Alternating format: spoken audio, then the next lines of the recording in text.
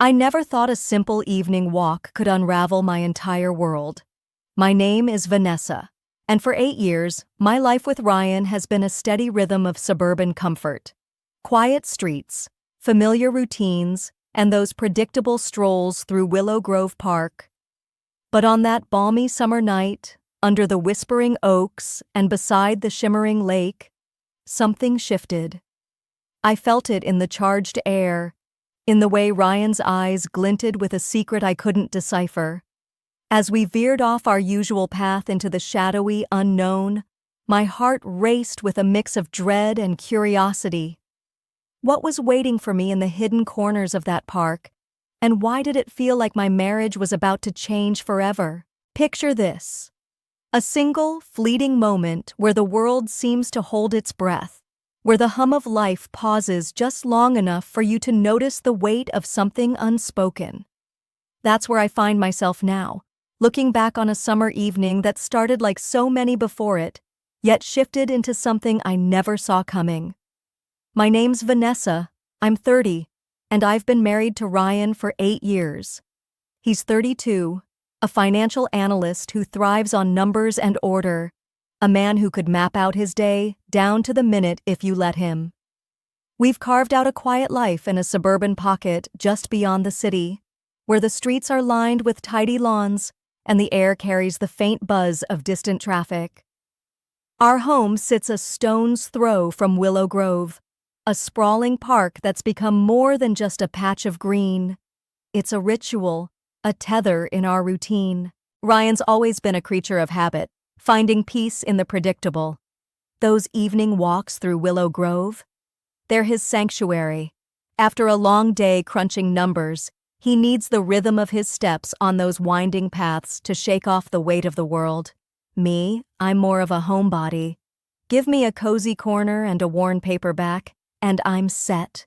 But I've always tagged along on these strolls, partly to keep him company, partly because it's just what we do. Our walks aren't exactly brimming with deep conversation. Most of the time, it's quiet or we're tossing around the usual stuff. What's for dinner? Did you call the plumber? Any plans for Saturday? It's familiar, comfortable, like slipping into an old sweater. Maybe too comfortable, if I'm honest. There's nothing wrong, not really. But sometimes I catch myself wondering if this is all there is, just the steady hum of the everyday. No sparks, no surprises. Willow Grove itself, though, it's got a presence. It's vast, stretching out in every direction with paths that twist and turn like they've got secrets of their own. In the evenings, when the sun dips low, the place transforms. Shadows stretch long under ancient oaks, their gnarled branches reaching out like they're trying to whisper something. There's a lake at the heart of it, its surface catching the moonlight in a way that's almost hypnotic, a shimmering mirror that pulls your gaze. I've always felt a little on edge when the park empties out, when it's just us and the rustle of leaves in the breeze. The silence can feel heavy, like it's watching. I tell myself it's nothing, just my imagination running wild. Too many late-night thrillers, probably. Ryan never seems to notice. He's too busy breathing in the fresh air, letting the day melt away. But that night, that warm summer evening, something was different. The air felt charged, like the moment before a storm breaks. Ryan was animated, in a way I hadn't seen in a while.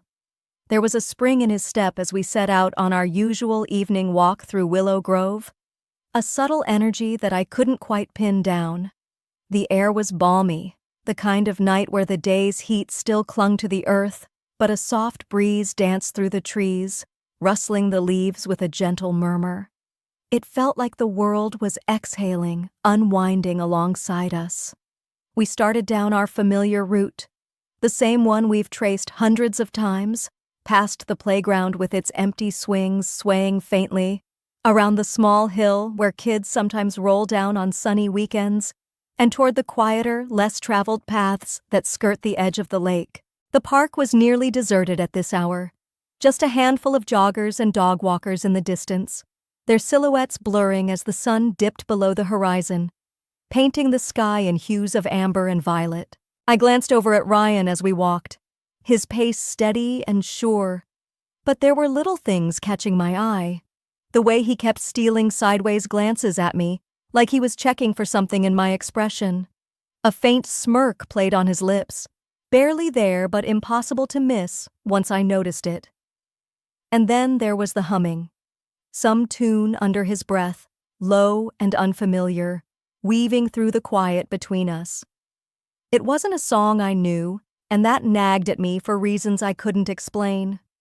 Trying to break through the odd tension I was starting to feel, I nudged him with my elbow and asked, "So, how was your day? Anything exciting at the office?" His reply came quick, but it was vague, almost dismissive. "Oh, same old. Just numbers and meetings." That wasn't entirely out of character. Ryan's never been one to spill every detail, but there was a layer to his tone, an undercurrent I couldn't quite grasp, like he was holding something back. We kept walking, the minutes ticking by, probably about 15 or so into our stroll, when we reached that familiar fork in the path near the lake's edge. One way leads to the wider trail we always take, looping back toward home. The other, narrower and half hidden by overgrowth, is one I've barely glanced at in all our years of walking here. I figured we'd go our usual way, same as always. But Ryan stopped dead in his tracks. I turned to look at him, and there it was. That glint in his hazel eyes, sharp and alive, like he'd been waiting for this exact moment. Before I could say anything, he spoke, his voice low but brimming with something I couldn't name. "I want to show you a new place tonight." I blinked, caught completely off guard. Ryan, Mr. Routine himself, never deviates from our path. Not once in all the time we've been doing this. A nervous laugh slipped out of me, more out of surprise than anything else. "What? Where do you mean?" I asked, searching his face for a clue, anything to explain this sudden shift. Ryan just tilted his head toward that narrow, overgrown path, the one I'd always ignored, and said, "Trust me, Vanessa. You'll see." His voice had a weight to it, a quiet intensity that made my pulse quicken. I hesitated for a split second, my instincts prickling with uncertainty. But curiosity, and maybe something else, something I couldn't name, pushed me forward. I nodded, and without another word, he led the way down the unfamiliar trail. The path was rougher than our usual route, with roots snaking across the dirt and branches brushing against my arms as we walked. The air grew cooler here, the canopy of trees blocking out the last of the fading sunlight, casting everything in a dim, almost otherworldly glow. The sounds of the park, the distant hum of life, faded behind us, replaced by the crunch of leaves underfoot and the occasional rustle of something unseen in the undergrowth. I felt a shiver crawl up my spine, not just from the chill, but from the way Ryan moved ahead of me, purposeful, like he knew exactly where we were going. I wanted to ask more, to demand an explanation, but the words stuck in my throat. There was a tension building, a silent pressure that kept me quiet, watching, waiting. After what felt like an eternity, but was probably only a few minutes, the trail opened up into a small clearing by the lake. I stopped short, my breath catching at the sight before me. There, standing alone in the middle of the space, was an old gazebo, its wooden frame weathered and worn, paint peeling in long, curling strips. Vines snaked around its posts, clinging like they were trying to claim it for the earth. The lake shimmered just beyond, its surface a dark mirror under the twilight sky, reflecting the first hints of stars. I'd never seen this part of Willow Grove before, not in all our years of walking these paths. It was hauntingly beautiful, eerie in a way that made my skin prickle, yet I couldn't look away. I opened my mouth to say something to Ryan, to comment on how strange and striking this hidden spot was, but the words died on my lips as my eyes caught movement inside the gazebo. A man stood there, half shadowed by the dim light, but clear enough to make out. He was tall, probably in his late 30s, with dark hair that fell just a little too long over his forehead. His smile was disarming, almost too perfect, and he was dressed casually in a black jacket and jeans, hands tucked loosely in his pockets. As we approached, he stepped forward, out of the gazebo's shade, and the fading light caught his features, sharp cheekbones, a jawline that could cut glass, and eyes that seemed to see right through me. My stomach twisted, a mix of unease and something I couldn't place, as he looked straight at me and said, "Vanessa, I've been waiting to meet you."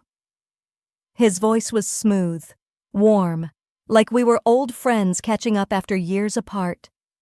He knew my name. My heart stuttered, and I froze, my mind scrambling to make sense of this. "I'm Chris," he added, as if that explained everything. I turned to Ryan, expecting something, confusion, anger, anything. But he was just standing a few steps behind me, his face unreadable in the growing dusk. My mouth felt dry, my voice barely a whisper as I started to ask, "Ryan, what's going on?" But before I could finish, Chris closed the distance between us, his presence overwhelming in a way I hadn't anticipated. He reached out, his fingers brushing a stray strand of hair from my face, the touch light but deliberate. My breath hitched. His voice dropped, low and intimate, as he murmured, "Ryan asked me to take care of you." The words hit like a punch, sending my stomach plummeting. Take care of me? What did that even mean? My mind raced, panic and confusion tangling together, but my body stayed rooted, unable to move as his gaze held mine. I whipped my head back to Ryan, searching for an explanation as my eyes locked with Ryan's, desperate for some kind of anchor in this storm of confusion. His face, still half shrouded in the twilight, gave nothing away at first. I could feel the heat of Chris's presence so close to me, his breath a whisper against my skin, and my mind was a chaotic mess, screaming at me to step back, to demand answers. But my body wouldn't listen. It was like I was caught in some surreal haze, the world around me blurring at the edges, as if the gazebo, the lake, and even the night itself were dissolving into a dream I couldn't wake from.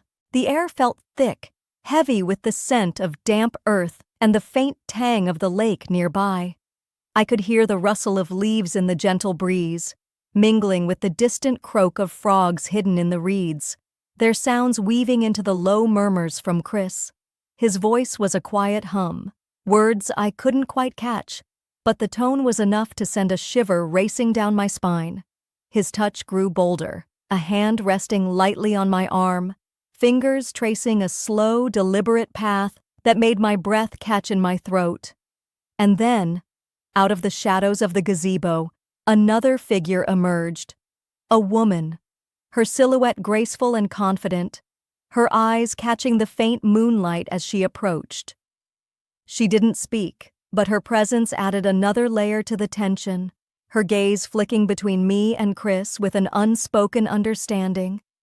I felt surrounded, overwhelmed, their nearness pressing in on me in a way that was both unsettling and something else, something I didn't want to name. My heart was pounding so hard I could hear it echoing in my ears, a relentless drumbeat that drowned out everything else for a moment. I should have pulled away. I should have turned to Ryan and demanded to know why this was happening, why he wasn't stepping in, why he wasn't stopping this. But I didn't. I couldn't. There was a part of me, a part I barely recognized, that was caught in the current of this moment, pulled under by a raw electric pull I'd never felt before. It was wrong, wasn't it? It had to be. Guilt clawed at my chest, sharp and cold, whispering accusations of betrayal, of shame. I thought of our quiet life, our routines, the safety of our suburban home just beyond the park's edge. What was I doing here, letting this happen? But beneath the guilt, beneath the shame, there was something else. A heat, a thrill that burned through me, undeniable and fierce. like a flame I'd never known was there until now. I kept stealing glances at Ryan, my eyes darting to where he stood just a few meters away, half expecting to see anger etched into his features, or hurt, or anything that would snap me out of this. But he was still just there. His posture was relaxed, almost casual, hands in his pockets as if he were watching something mundane, not this charged, impossible scene unfolding before him. His face was hard to read in the dim light, but I could see enough. There was no storm in his expression, no sign of distress. It unnerved me more than anything else. What was he thinking? Why wasn't he saying anything? My mind spun, grasping for answers. But before I could form a coherent thought, his voice cut through the fog in my head, soft but clear, like a blade slicing through silk. "Don't stop." Those two words hit me like a shockwave, stealing the air from my lungs. I froze, my gaze snapping fully to him now, searching his face for some hint of what he meant. Don't stop? Was he serious?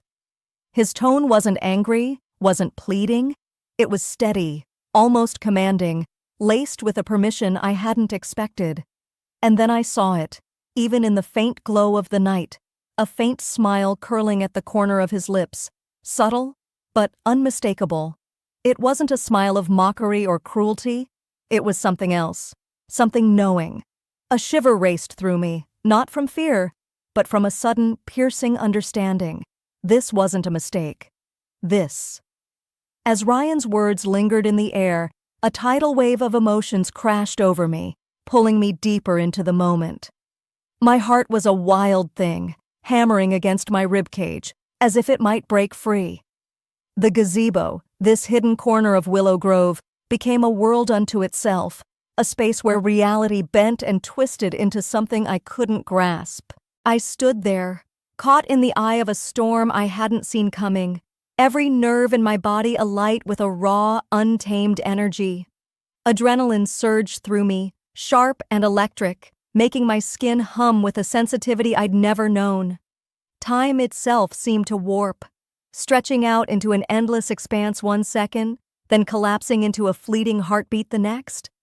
Every detail around me sharpened to a razor's edge, as if my senses had been dialed up to an unbearable intensity. The creak of the gazebo's ancient wooden floor beneath my feet sounded like a thunderclap in the stillness, each groan of the weathered planks echoing in my ears. The whisper of the wind through the vines wrapped around the structure felt like a secret being breathed against my skin, cool and intimate. Even the low voices of Chris and the woman, their murmurs blending into a soft hum just beyond my full comprehension, seemed to resonate inside me, vibrating through my chest. Every sound was amplified, as if the night itself was conspiring to heighten this surreal dance I found myself in. I could feel the weight of their gazes, the unspoken tension threading through the air, pulling taut like a wire about to snap. It was overwhelming, dizzying, and yet I couldn't pull away, couldn't step back from the edge I was teetering on. And Ryan? Oh, Ryan. He wasn't touching me, wasn't even close enough for me to feel the warmth of his body, but his presence was a force all its own. I could sense him there, just beyond the circle of this strange, charged encounter, watching with that quiet intensity I'd seen in flickers before, but never like this. His silent approval was louder than any spoken word, a steady undercurrent that pulsed through the chaos of my thoughts. It was as if his gaze alone was holding me in place, anchoring me even as I felt myself unraveling. I didn't dare look at him fully, not yet, afraid of what I might see in his eyes, afraid of what I might feel if I did. But knowing he was there, knowing he was part of this in some unspoken way, it stirred something deep within me, a mix of vulnerability and a strange, newfound strength. In those final, breathless moments as the tension reached its peak, I felt utterly exposed, stripped bare in a way that went beyond the physical. It was as if every layer I'd built around myself over the years, every wall, every carefully curated piece of who I thought I was, had been peeled away, leaving me raw and open. But with that exposure came something else, something I hadn't expected. A power, wild and unfamiliar, surged up from somewhere deep inside, as if I'd tapped into a hidden well of myself I didn't even know existed. It was intoxicating, terrifying, a duality that made my head spin. I was both the storm and the shelter, caught in a paradox I couldn't begin to unravel. My breath came in shallow gasps, my body trembling with the weight of it all, as the moment crested like a wave before finally breaking. When it was over, a heavy silence descended, thick and almost tangible, wrapping around us like a shroud. The only sound was the gentle lapping of the lake against the shore, a rhythmic murmur that seemed to pull me back into the present, grounding me in the aftermath. Chris and the woman stepped back, their movements slow and deliberate, their expressions unreadable in the dim moonlight filtering through the trees. I stood there rooted to the spot, my legs shaky beneath me, feeling as if the ground might give way at any moment. My chest heaved as I tried to catch my breath, the cool night air sharp against my flushed skin. I felt hollowed out, yet strangely full, like I'd been reshaped by something I couldn't name. Then Ryan moved. I heard his footsteps, soft but deliberate, as he closed the distance between us. My heart was still racing, my mind a jumbled mess of emotions I couldn't sort through. I felt the weight of his presence before I even turned to face him fully, and when I did, his expression was different, still calm, but with a depth in his hazel eyes that made my chest tighten. He didn't say a word at first, just reached out and took my hand, his grip firm yet gentle, like he was grounding me after the whirlwind I'd just been through. I let him, too overwhelmed to resist, too raw to pull away. Without looking back at the gazebo or the figures who had already started to fade into the shadows, he led me out of that hidden clearing, back onto the narrow trail we'd come down. The walk away from that spot felt like stepping out of a dream, or maybe into another one. The cool night air brushed against my flushed skin, a sharp contrast to the heat still lingering in my veins. It was like the breeze was trying to wake me up, to pull me back to some version of reality I wasn't sure I recognized anymore. My sneakers scuffed against the uneven dirt of the path, each step kicking up little clouds of dust that caught the faint moonlight filtering through the trees above. The sound was rhythmic, almost hypnotic, grounding me in a way I desperately needed. Around us, the distant hum of crickets filled the silence, their chirps weaving through the rustle of leaves stirred by the wind. It was a familiar sound, one I'd heard on countless walks through Willow Grove, but tonight it felt different, louder, more insistent, like the night itself was alive and watching us retreat. My mind was a tangle, a chaotic knot of thoughts I couldn't begin to unravel. What had just happened back there? I replayed every moment, every touch, every whispered word, and each memory sent a fresh wave of heat and confusion crashing over me. Guilt crept in now, heavy and cold, settling in my chest like a stone. I thought of the life Ryan and I had built, the quiet routines, the unspoken promises we'd made to each other over the years. How could I have let myself get swept up in something so far outside the lines we'd drawn? But even as the guilt gnawed at me, there was another feeling fighting for space, a strange, exhilarating rush that I couldn't shake. It was like I'd tasted something forbidden, something I hadn't even known I craved until it was right in front of me. And now that I had, how was I supposed to go back to the way things were? Ryan's hand in mine felt like an anchor, steady and unyielding, keeping me tethered as my thoughts spiraled. I stole a glance at him as we walked, trying to read something, anything in his profile. His face was calm, almost serene, as if the events of the night hadn't shaken him at all.